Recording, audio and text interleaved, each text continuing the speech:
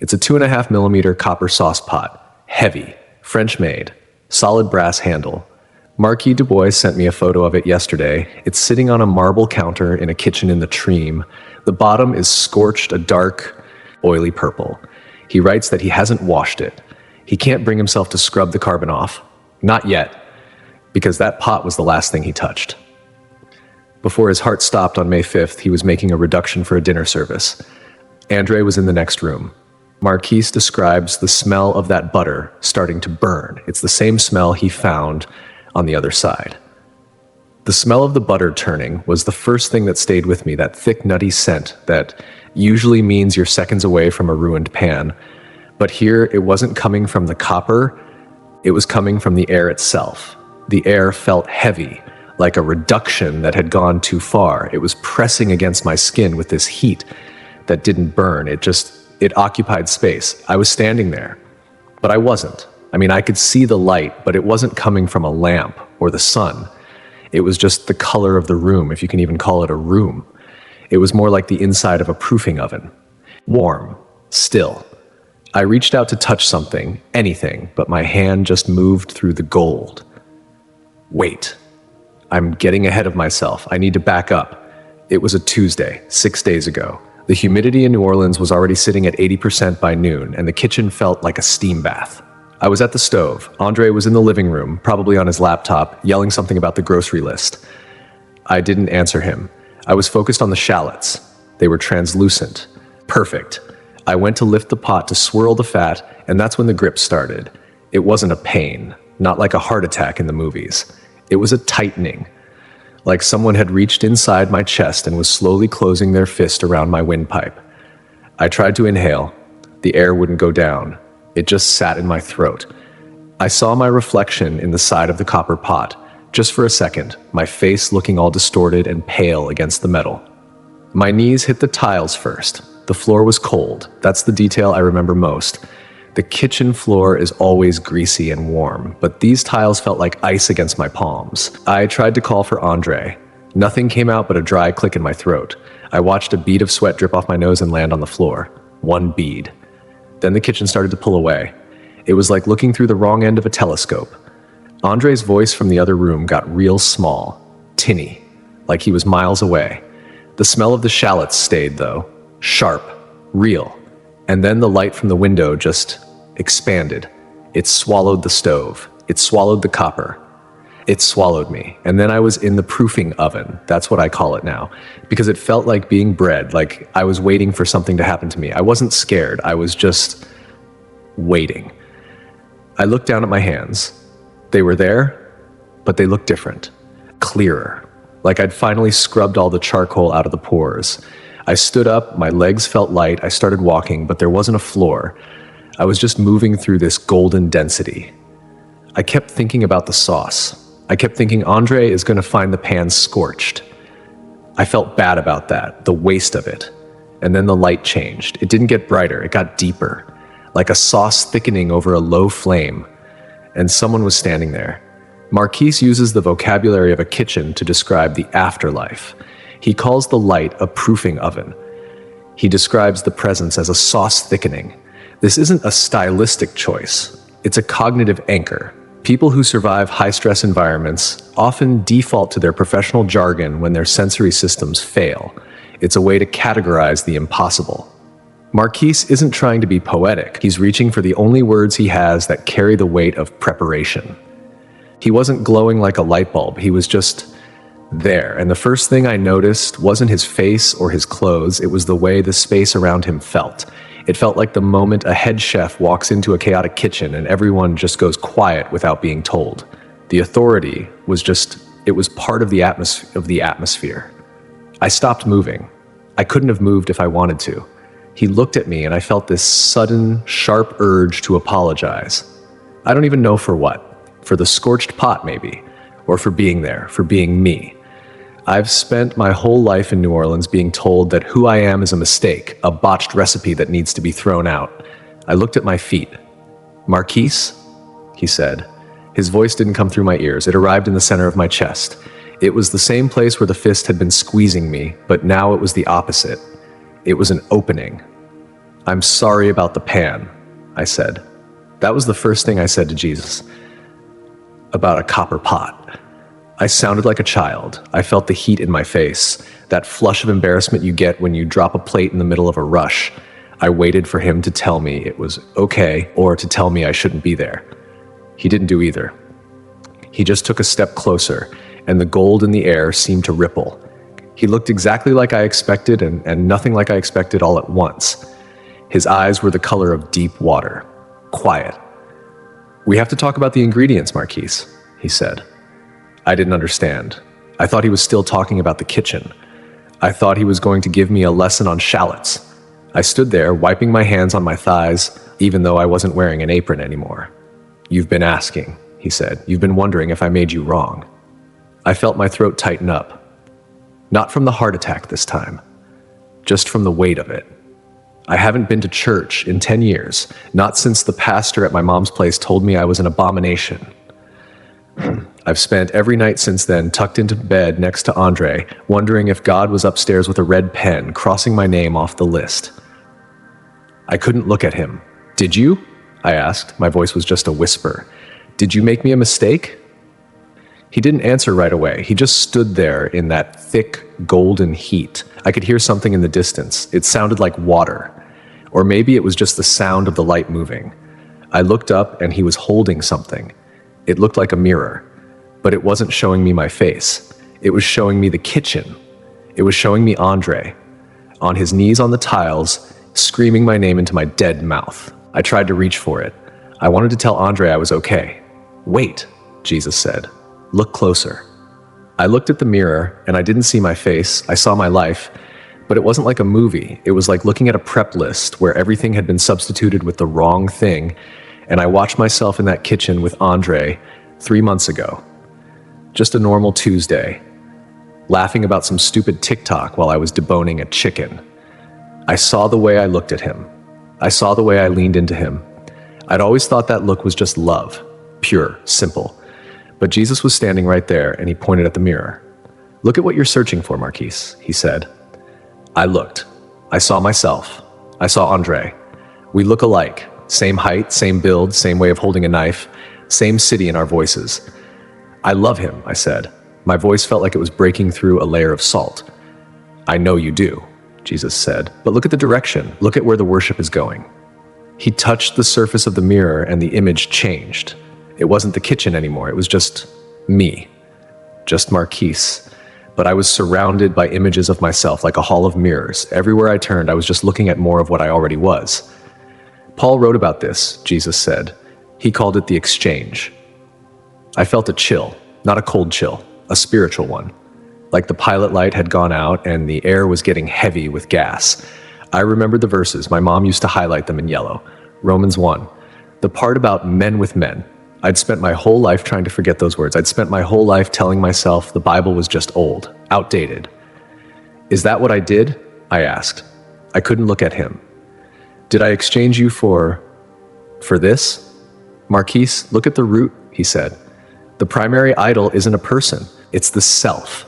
It's wanting what is familiar. It's turning inward to find a reflection of your own image instead of turning outward to find the image I designed. I stared at the hall of mirrors. It was true. I'd always felt safer with men because they were like me. They understood my body because they had the same one. It was easy. It was comfortable. When you exchange the creator for the creature, Jesus said, you end up falling in love with your own sex because it's the ultimate expression of loving yourself. It's a closed loop, Marquis. It can't create. It can only reflect. Marquis describes a hall of mirrors. It's a recurring image. Dr. Raymond Moody noted this. Survivors often report seeing their lives, not as events, as motivations. The internal becomes external. It's a documented pattern in NDEs. The narrator sees their own ego. It's presented as a physical space. Marquis isn't interpreting a vision. He's describing a structural reality. He sees his own reflection. It represents a theological exchange. This self as the primary idol. I felt like someone had just told me I'd been using the wrong salt for my entire career. A fundamental mistake that changed the flavor of everything I'd ever cooked. And I stood there in that golden heat and I wanted to argue. I wanted to tell him that Andre was a good man, that we were happy, that we weren't hurting anyone. But the words wouldn't come out because in that place, you can't lie. You can't even lie to yourself. My heart felt heavy, like a cast iron skillet. So it's wrong, I said. I didn't ask it like a question. I said it like a verdict. It's a distortion, Marquis, Jesus said. It's a dysfunction of the design. Think about the kitchen. If you try to use a whisk to flip a steak, it might work for a second, but it's not what the tool was made for. Like it's going to break. It's going to ruin the meat. He sat down, right there in the light. He motioned for me to sit with him. I felt like a stagiaire on his first day, terrified I was going to mess up the service. People call it love, I whispered. Love is a direction, not just a feeling, he said. Real love moves toward the other. It moves toward what is different. That's how I designed it. Man and woman, the two who are different becoming one. It reflects the Trinity, Marcus. The Father, the Son, the Spirit. We are distinct, but we are one. Eked. I'd never heard that word, eked. It sounded like a breath. When a man and a woman come together, he continued, they're creating a physical picture of a spiritual reality. They're showing the world what I am. But when you try to do it with someone who is just like you, the picture is broken. It's just you, looking at you. I put my hands over my eyes. I didn't have any tears, but I felt the pressure. My whole life, my whole identity. It was all built on this, on Andre, on the Treme, on our life. But I didn't choose this, I said. I've felt this way since I was 6. How is that fair, chef? How can you judge me for ingredients I didn't buy? His face didn't change. He didn't look angry. He looked patient, like he was waiting for the sauce to reduce.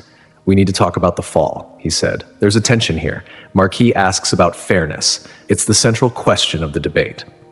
Some theologians point to biological predisposition. They call it a natural variation. Others point to the fall.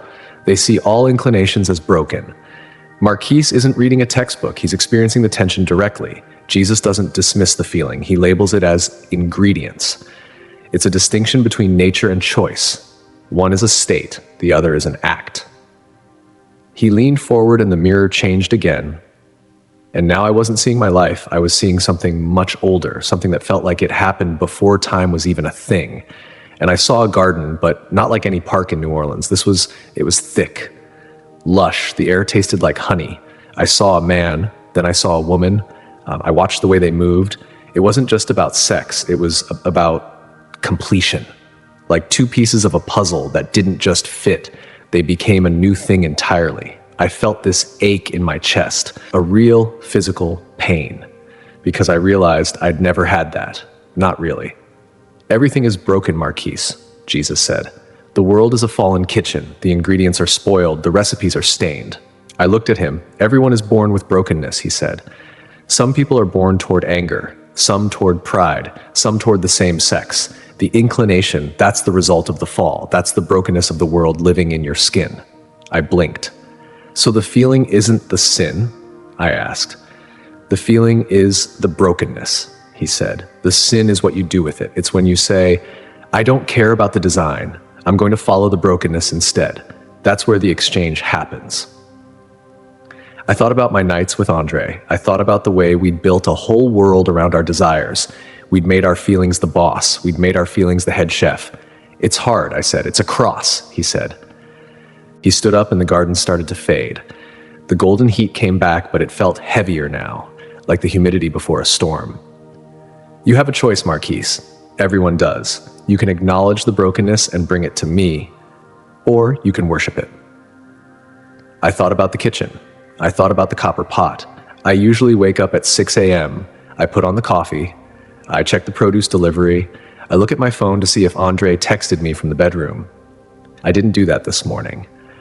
I just sat on the edge of the bed. I looked at my hands. They felt heavy. Marquis describes a hall of mirrors. He sees his own face, hundreds of them. It's an image of a life turned inward. I looked into this. Dr. Bruce Grayson is a leading researcher at the University of Virginia. He spent decades documenting these life reviews. Survivors often report a total lack of external judgment. The presence doesn't condemn them. They condemn themselves. They see their own motivations from a distance. Marquis is seeing the mechanics of his own heart. He's seeing the why behind the what. It makes the account stand out. He's not being scolded. He's being shown a blueprint he didn't follow. The hall of mirrors didn't disappear. It just started to shift, the glass stretching and blurring until it looked like the produce bins at the back of the walk-in. And Jesus reached out and picked up a peach. It was beautiful, orange and fuzzy and smelling like July in Louisiana. But when he turned it over, there was a soft spot, a bruise the size of a thumbprint that had already started to turn the skin dark and mushy. I watched his thumb trace the edge of the rot. "Is the peach a mistake, Marquis?" he asked. "No," I said, it got bumped, or it sat too long. It's just what happens to fruit." "Exactly," he said. "The bruise isn't the peach, but it's part of the peach's reality now. It's broken. It's not what the grower intended when he planted the seed." He looked at me, and I felt like he was looking right through my chest, past the ribs, past the heart that had just stopped beating, straight into the part of me that I've always tried to keep under lock and key. "Your attraction to men is the bruise, Marquis. It's not who you are. It's what happened to the ingredient in a fallen world." I felt my jaw set. I wanted to be angry. "So I'm just a bruised peach?" I asked. "Everyone is," he said. He waved his hand and suddenly the bins were full of fruit, but every single piece was damaged. I saw apples with worms, pears that were dry and woody, grapes that had turned to vinegar, and it was everything, Marquis. It was every person who ever walked through a kitchen door. "The man who cheats on his wife is a bruised apple," Jesus said. "The woman who drinks herself to sleep is a sour grape. The person who hates their neighbor because of the color of their skin is a worm-eaten pear. It's all brokenness, all of it." I looked at the bins. I felt my shoulders drop. "So it's not just me? Many in my name have tried to make it just you," he said. "They've tried to make homosexual sin a category of its own, a special kind of rot. But look at the list, Marquis. Look at the menu." Marquis mentions a list. Paul's letter to the Corinthians has one.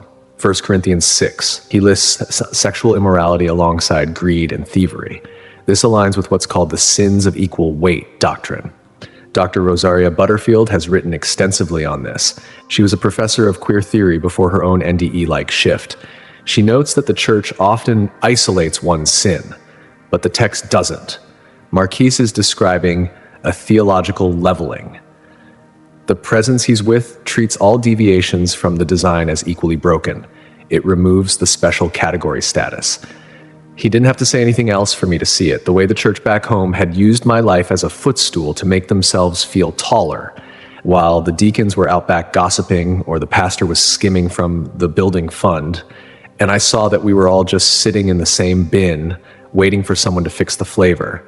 But then Jesus took the bruised peach, and he didn't throw it away.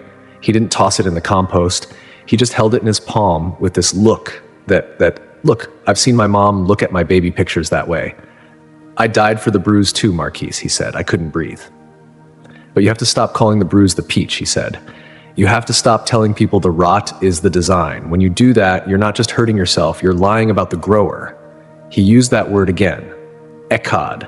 The word is echad, E-C-H-A-D. It's Hebrew, it appears in the Shema. Deuteronomy 6:4, "The Lord our God, the Lord is one." But the word for one isn't yachid, which means a solitary one. It's echad, a compound unity, like a cluster of grapes, or a man and a woman becoming one flesh. It's a plurality within a single essence. Marquis hears this word used to describe the Trinity and marriage. The host notes the linguistic precision here. A chef would understand the difference between a single ingredient and a finished sauce. One is solitary, the other is a union. I stood there and I thought about the word one and how I'd always thought it just meant being alone together, but he was showing me something different. He was showing me that the one was a mirror of him. And if I was just looking for another Marquis in the bed, I wasn't finding the other, I was just finding more of the same. And it was like trying to make a vinaigrette with only oil and no acid. It just sits there, flat and greasy, it doesn't emulsify, it doesn't become something new. I looked at my hands. "If I go back," I said, "if I go back to Andre, what do I do?" "You tell him the truth," Jesus said. "He'll hate me," I said. "He'll think I've been brainwashed. He'll think I'm calling our life a mistake." You aren't calling it a mistake, Marcus. You're calling it a substitution, and you're choosing the original recipe instead. He touched my chest, right over the heart. It's going to be hard. It's going to be the hardest service you've ever worked. You'll have to deny yourself. You'll have to take up a cross that feels like it's made of lead. But I'll be in the kitchen with you. I felt a surge of something, not a feeling, a power. Like the moment the gas hits the burner and the whole stove roars to life. Can I stay? I asked. I didn't want to go back to the Treme. I didn't want to go back to the questions and the fights and the smell of scorched butter. I wanted to stay in the golden heat where everything was clear. The prep isn't done, he said. He smiled. It was the first time he'd really smiled, and it wasn't a small thing. It was like the sun coming out after a hurricane, that clean, sharp light that makes everything look brand new. Go finish your work, Marquis. I remember I had a case of San Marzano tomatoes on the counter. I hadn't opened them yet.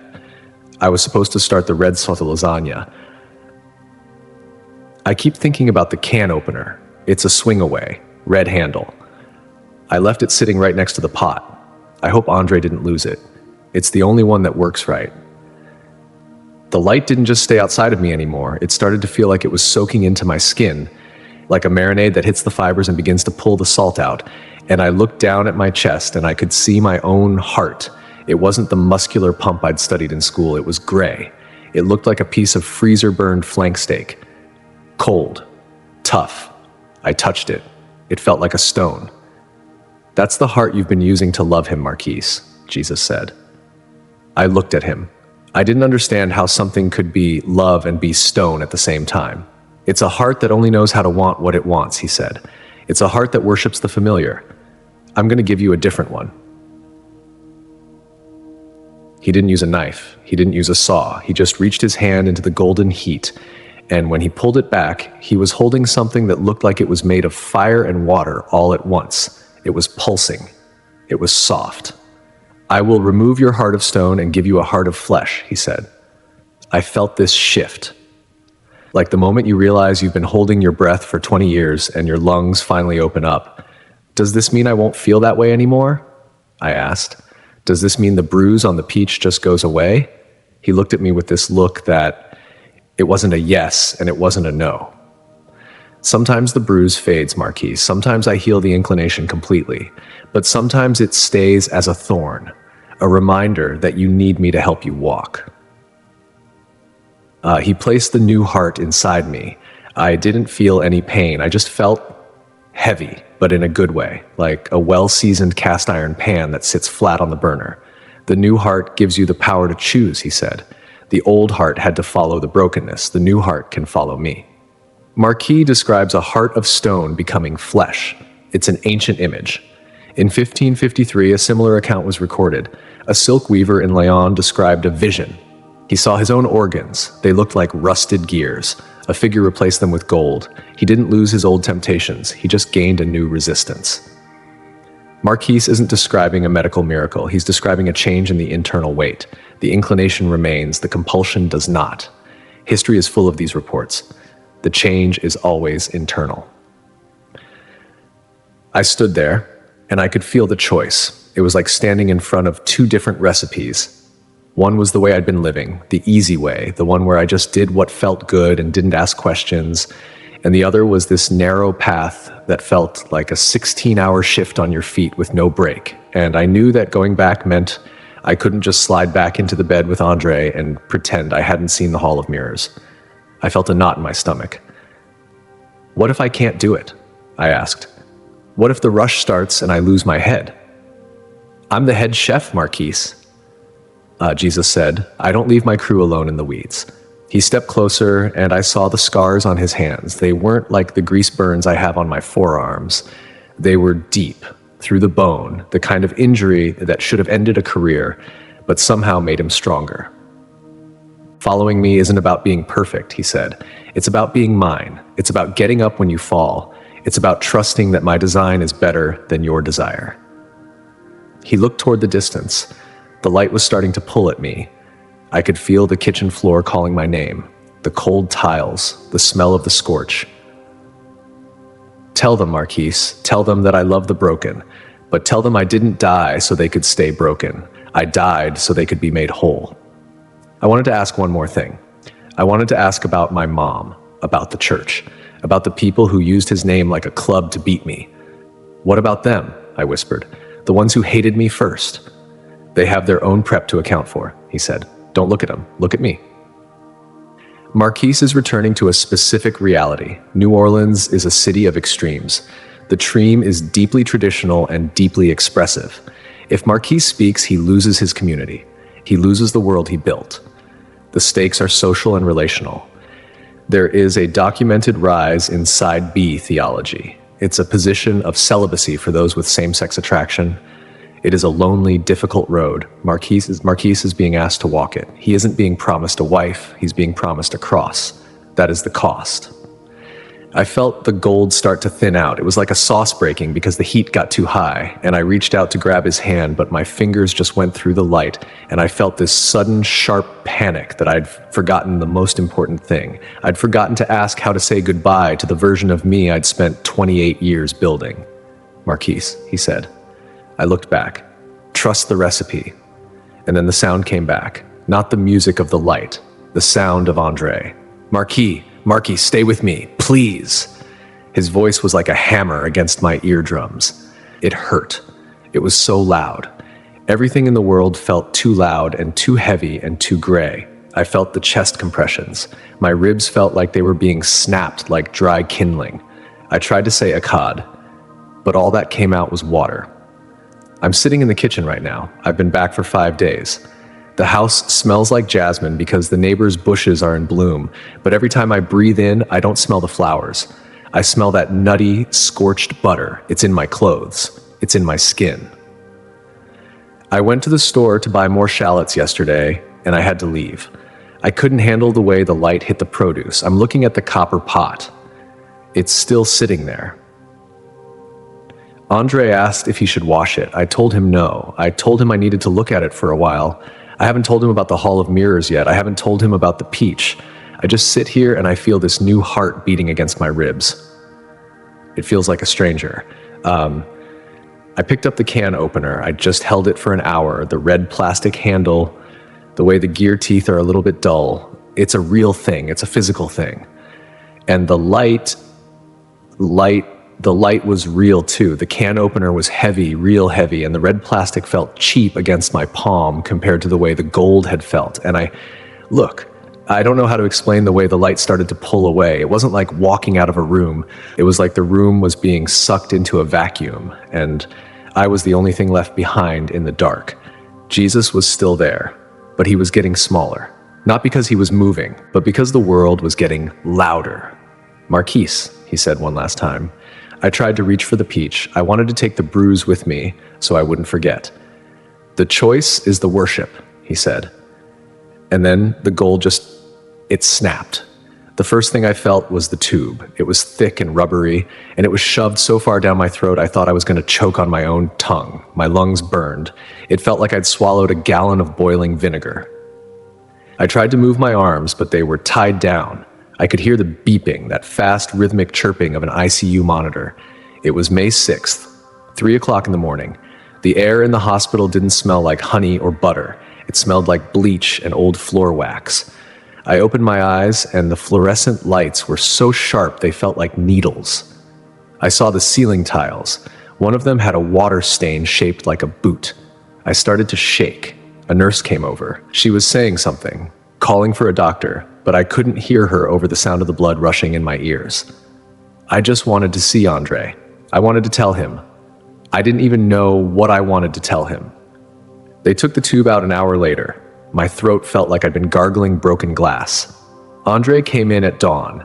He looked like he'd aged 10 years in a single night. His eyes were bloodshot and his shirt was stained with something. Probably the reduction from the copper pot. He grabbed my hand and he started crying, just these big gasping sobs that shook the whole bed. I thought I lost you, he kept saying. Marquise, your heart just stopped. You were gone for 6 minutes. I looked at him. I saw his face. I saw the familiar way his hair curls at the temples. I saw the man I'd built a whole life around. And then I saw the mirror. I saw the exchange. "I saw him, Andre," I whispered. My voice was just a rasp. "The doctors?" Andre asked, wiping his face. "Yeah, they're amazing, Marquis. They brought you back." "No," I said. "I saw the chef." He looked at me like I was still loopy from the meds. He just squeezed my hand and told me to rest, but I couldn't rest. I could feel that heart of flesh beating in my chest. It felt different than the one I'd had on May 4th. It felt like it was waiting for an order. Marquis is back. The clinical term is a return. Dr. Sam Parnia has studied these transition moments. He notes that the sensory shock is often the most traumatic part. The brain moves from a state of high-density clarity back to the limited data of the physical body. Marquis doesn't describe relief. He describes the smell of bleach and the pain of the tube. This is a credibility marker. It isn't a dream. It's a collision. He's carrying information into a world that isn't built to hold it. They let me go home 2 days ago. Andre drove me back to the Treme. Everything looked the same, but it felt thin, like a movie set where the paint is starting to peel. We walked into the kitchen, and there it was, the copper pot. Andre had moved it to the counter, but he hadn't touched the inside. He went to the fridge to get me some water. "I love you, Marquis," he said. He didn't even turn around. He just said it. I stood there by the stove. I felt the weight of the choice Jesus had given me. It felt like the middle of a Saturday night rush when 3 tickets hit the board at once and you're already behind on your prep. I looked at the back of Andre's head. "We have to talk." "Andre," I said. He turned around holding the water bottle. He looked happy. He looked relieved. "About what?" "The bills." "Don't worry about the bills, baby. I got it." "No," I said. "About the ingredients.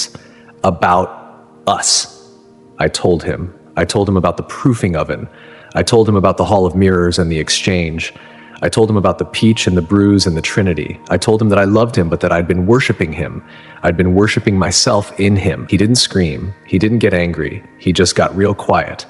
He sat down at the kitchen table and stared at the water bottle. "So you're saying we're a mistake?" he asked.